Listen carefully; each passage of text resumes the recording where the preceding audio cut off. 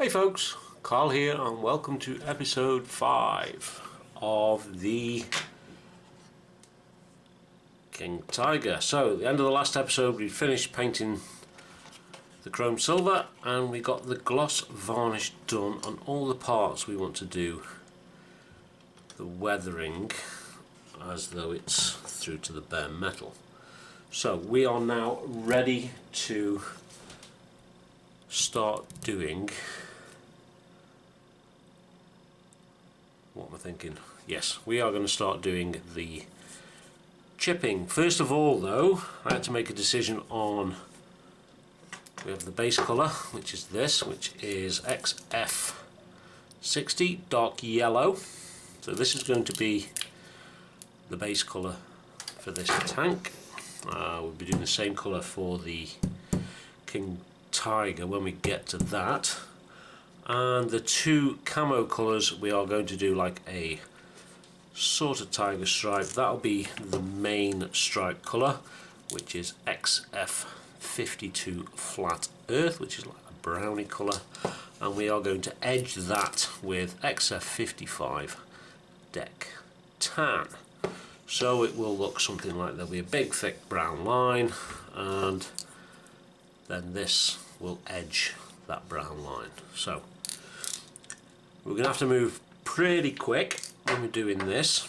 So I'm going to record the whole thing in one and I will edit it after. But first of all, I'm going to spray up the parts that are not going to be having any heavy chipping on it and get those out of the way. We will then clean the airbrush and get ready for this. So I'm going to go ahead and get this lot sprayed off camera, and when we come back we will get on with this. So I will talk to you shortly.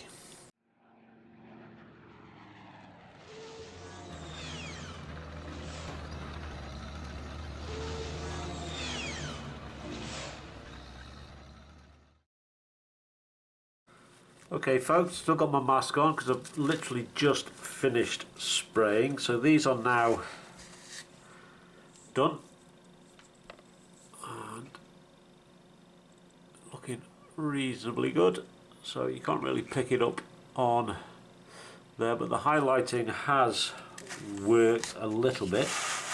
Better on some than on others.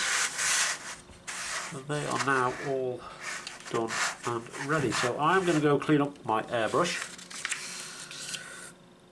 and get prepped for the next stage. Now I'm in two minds because I want two different things to happen at once, but I can only do one, so I need to make up my mind which one to do first. So these are done. I'm going to get the airbrush cleaned and then decide what we're going to do next. So I shall be right back. Hey folks, we have just completed spraying on heavy chipping fluid. We've completely sprayed and completely covered the tank with the airbrush.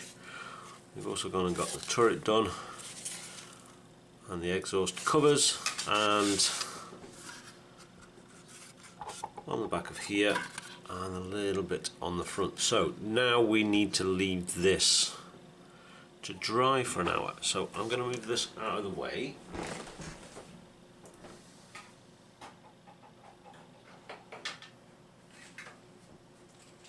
And I'm going to show you the tracks that we have done using the same method. What I was after with these was to get the centre of the tracks to look like the steel wheels had actually started to wear through the undercoat back to the bare metal of the tracks. Now I've only done the outer side of the track, though I didn't see much of a point in doing the inners, the inside part of the track where the tank is, and it's not turned out too bad. Some parts are a little bit messy. First time trying this on tracks, so come back out a little bit. So we went ahead and we did it on all of them. as you can see. Some look a little bit better than others. Now the premise was, if I get a wheel,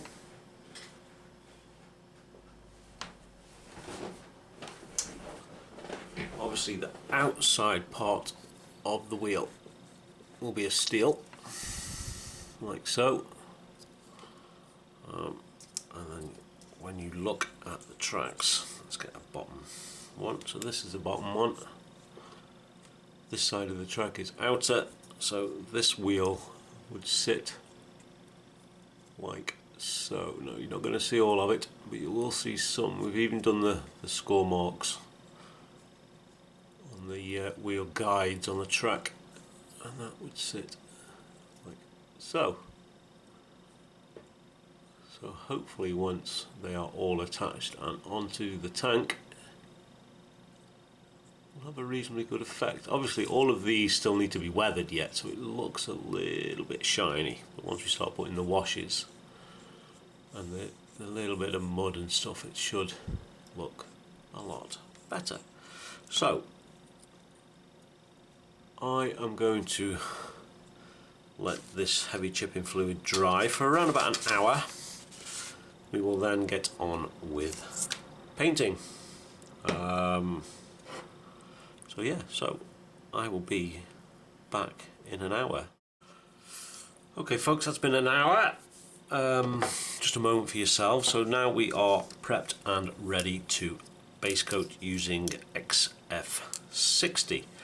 Now I'm just going to leave the camera running for this, because once this is on and had a few moments to dry, by the time we go around all the separate little bits, we should be able to go back to the first bit.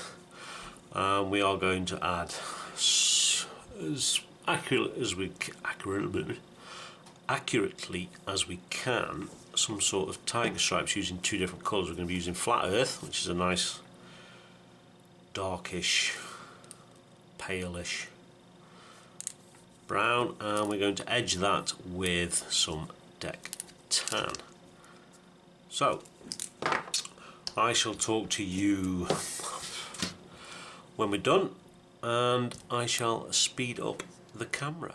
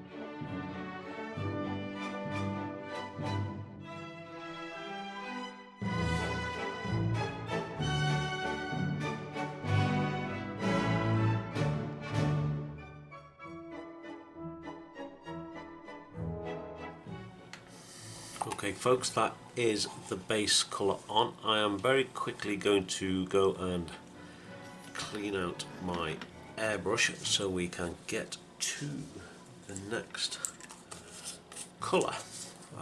we'll give this 10-15 minutes to dry, so I shall be right back. Okay folks, this has now had about 15-20 minutes to dry, and I've gone and put it together for putting the stripes on. We're just going to go for a random stripe pattern. The turret is here ready to go on once we get to that part, and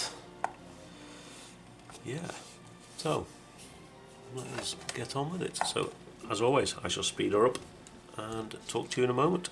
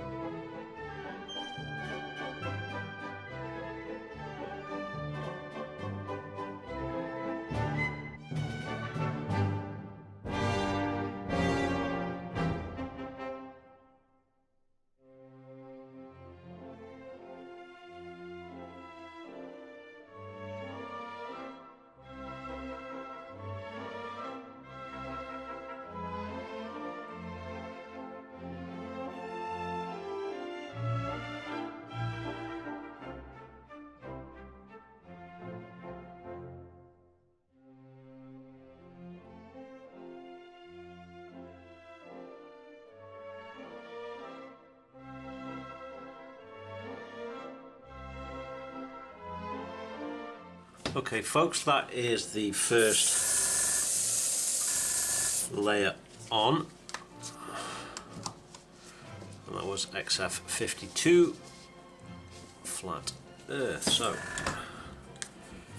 just a few moments, give the airbrush a quick clean, and we shall go around the edges with the buff and see how it turns out. So I'll be right back. Okay folks, we are, excuse my compressor, we are ready to do the last part. So the last part is going to be deck tan, which is XF55. So as always, I shall speed up the camera and get on with it. Talk to you shortly.